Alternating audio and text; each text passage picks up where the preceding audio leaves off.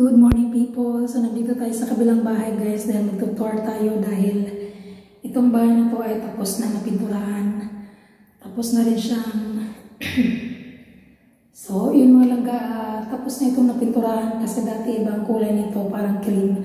Tapos ngayon ginawa siyang white. So ngayon mga langga mag-room tour tayo, mag-house tour tayo sa bahay na ito. So ipakita ko lang ito mga sa inyo mga langga dahil ipopost na ito ni Madam sa kanyang page para meron ng mangupahan sa bahay na ito mga langga. So let's go, ipakita ko sa inyo mga langga kung ano ang itsura ng bahay mula labas hanggang dito sa loob. So titingnan natin mga langga.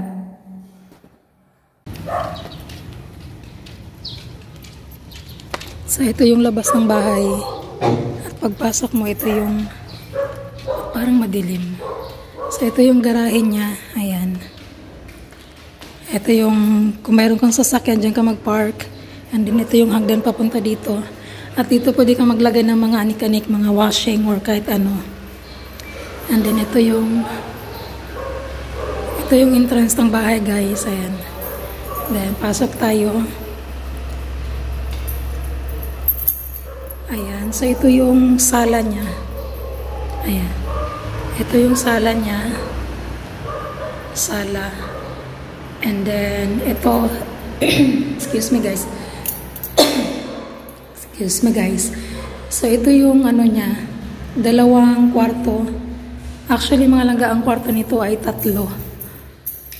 So, ito yung pinakaunang room. Ayan.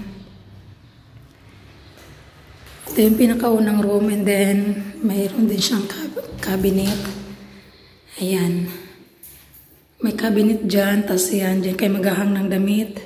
And then, meron din sa baba. Ayan. So, ayan yung cabinet niya mga langga. And then, next, punta tayo sa kabilang room.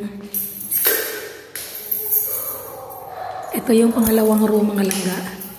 Same lang sila ng laki. Ayan. Ito yung room sa kabila. Ayan, lights. And then, may bintana din siya dito mga langga.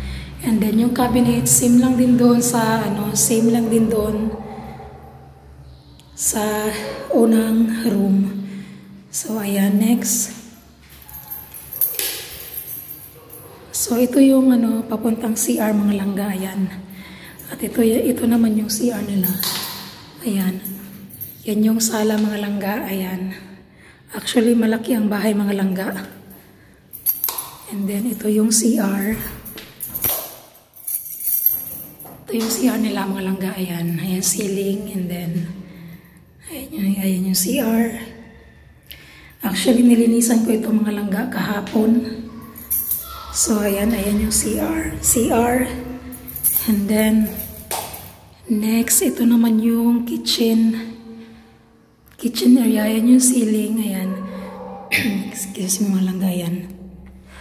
Ito yung kitchen nila. So, mayroong butas dyan ka maglalagay ng gasol or kahit ano mga langga. At ito yung mga cabinet nila dito. Ayan. So, yun yung mga cabinet. Ayan. Cabinet. And din dito mga langga, pwede kang maglagay or pwede ka dito maglagay ng gasol kasi nandito yung exhaust fan or di kaya naman, pwede ka lang dito maglaba kasi meron siyang gripo and then may greenage dyan. And then, this is the 3rd room mga langga. Ayan. So, ito yung pang-3 room. Ayan siya. Actually, ang pang-3 room mga langga ay sobrang laki niya. Ayan. At saka wala pa siyang ilaw dyan sa gitna mga langga. Lalagyan pa lang. So, yun. So, yan. So, pipicturean ko pa ito mga langga para may post na sa ni Madam.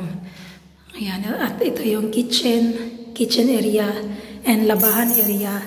At pwede ka rin din maglaba doon sa labas kasi may sampayan doon. So, ayan. CR. At ang sala. May aso.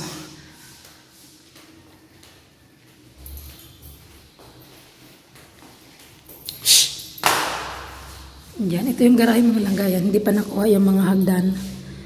Hindi pa nakuha. Kaya yung garahe, malawak. Dito, pwede ka rin maglaga dito ng washing banda or kung saan mo gusto. So yun mga langga. So, that is for today's video, guys. So that is for today's video mga langga. Hope you like it and don't forget to subscribe. Thank you so much guys. God bless you all. Ingat.